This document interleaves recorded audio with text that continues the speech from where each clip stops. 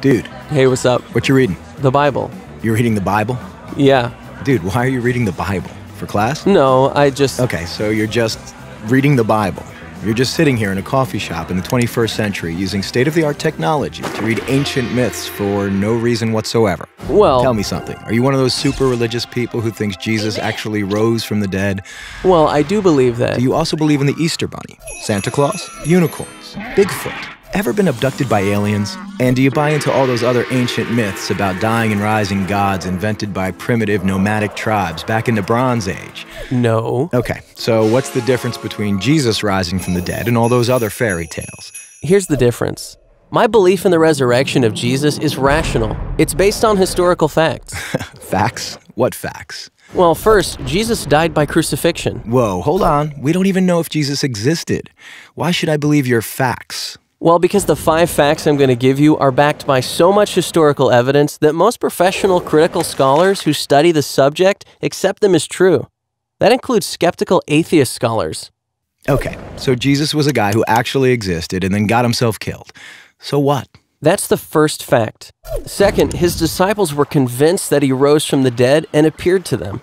Third, Paul, a sworn enemy of the early Christians, suddenly became a Christian. Fourth, Jesus' skeptical brother James also became a Christian. And fifth, the tomb where they put Jesus' body was empty. And those are well-established historical facts. Right, but you can't just leave it there. These facts demand an explanation. Otherwise, you've got a big hole in human history.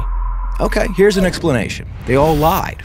It was a conspiracy, the most monumental prank ever perpetrated. His followers stole his corpse from the tomb and then started telling everybody he was alive. That's the conspiracy theory. The problem is it doesn't explain the facts. How do a few spineless fishermen, cringing in fear for their lives, subdue a bunch of well-armed, professional Roman guards, roll away a 2-ton stone, steal a body, then hide it from a city swarming with people trying to find it? And why would they do it?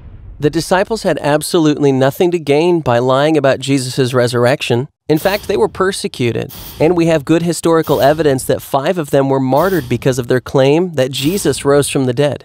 Apparently, not a single one of them ever recanted. People don't willingly die for something they know isn't true. They were there. They knew whether it was true or not. All right, another theory. The disciples thought they saw Jesus alive after he died, but it was just wishful thinking. They were stressed and just kind of hallucinated. The hallucination theory also lacks explanatory power. 500 witnesses saw Jesus at the same time, and the disciples touched him. Psychologists have shown that hallucinations don't work like that, nor does this explain the empty tomb. Okay, look, maybe there's some other explanation, but the bottom line is dead people stay dead.